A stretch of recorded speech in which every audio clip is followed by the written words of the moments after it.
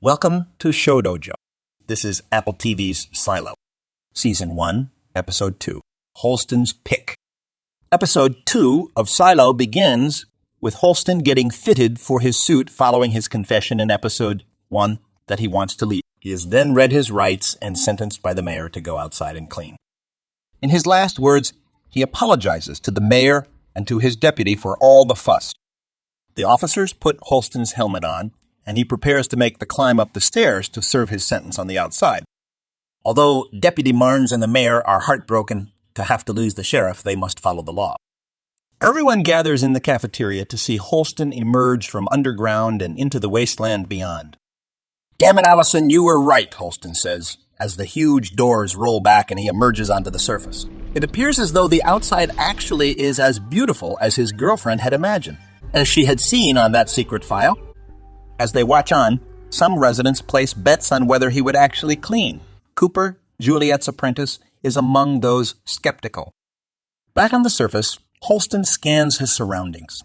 From inside his helmet, the landscape is lush with life and there is no window on this side. It is revealed that a camera broadcasts to the windows on the inside of the silo. He cleans the lens on the camera so those in the silo can better see, then heads towards the oak tree by the hill where he last saw his girlfriend. But there is something wrong. Holston panics and starts gasping for air. Nobody has taken their helmet off before, so Holston is the first, and as he struggles to breathe, he crawls towards Allison's body, where he collapses. The residents of the silo, including Juliet, watch hopefully from the supposed window in the cafeteria, but some of them question why a sheriff would choose to go outside to clean. Juliet, realizing that Holston is dying, is livid and takes off shouting, "He's a liar!" As Juliet storms off, a fight breaks out. One of the residents from the lower floors, also known as the Down Deep, tries to inspire his peers to stop fighting and work to continue keeping the rest of the silo running. In the meantime, Juliet heads down to the engineering room and tries to calm herself down. In her rage, she throws a wrench and bursts one of the pipes, sending a stream of steam and water across the silo. She immediately panics because she has a fear of water, which is revealed later in the episode, and rushes to the emergency switch to cut off the water supply. With the sheriff gone, the mayor's attention turns to selecting a successor. She works on her shortlist while also knitting a sweater for a baby that is expected to be born soon. As she notes to Deputy Marnes, the number of sweaters she has been making for newborns is significantly lower than it used to be. The mayor was hoping that Deputy Marnes would take over the job of sheriff, but he expresses that he is retiring soon. They're up to Sheriff number 97 without an incident, but with the sparks of rebellion looming in the streets and given the lack of law and order, things don't look good for the next person to take the job. During one of the street fights, we are introduced to Sims and his henchmen. He is part of the judicial, and the silo residents, including officers, are intimidated by his presence. He has been sent to the Down Deep to maintain order. Juliet visits her friend and mentor Martha. She's here to vent, but acts like she came to fix a toaster. It's been 3 months since George died. Flashback to the night before his death, George wanted to show Juliet something. They meet at Cooper's graduation party. George is paranoid when officers from the judicial show up and he leaves early, but promises to meet Juliet at her place later that night. When she gets to her room, he is not there, but he left her a gift, a bag in which there is a letter and a Pez dispenser, hinting at a mystery behind their existence in the silo. The next morning, at breakfast, Cooper informs Juliet about George's death. Holston shows up to question Juliet about George's death. This is their first meeting, which was hinted at during the ending of Episode 1. The sheriff tells Juliet that George appears to have fallen 100 feet, and there were no witnesses there, given that the incident occurred at 3 a.m. But perhaps one of the reporters, who are always running around the silo, saw something.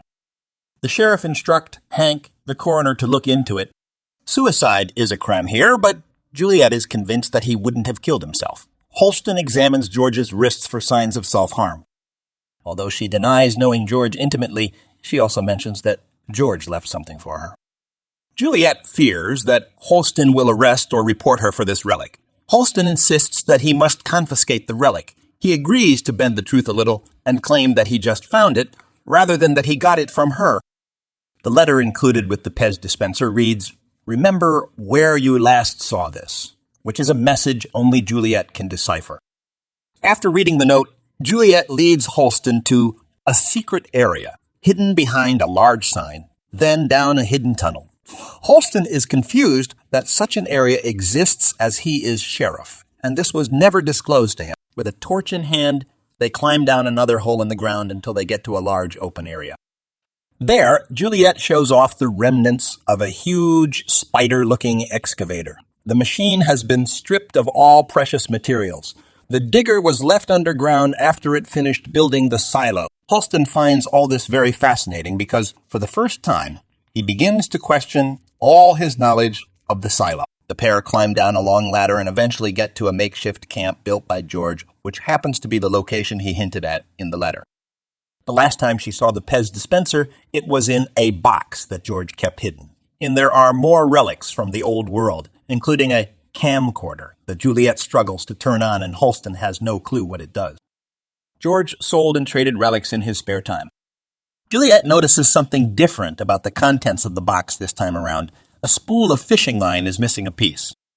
She returns to where she found the box and finds it. As she pulls on it, it tracks all the way across to a suspended piece of steel. Attached on the end is a bag holding even more relics. There are instructions on recovering deleted files, with Allison's handwriting on the back. There's also the computer drive, the same one George and Allison were attempting to recover in episode 1. Holston, despite his reservations, builds an interest in Juliet because of her connection to George, and in particular, George's ties to Allison.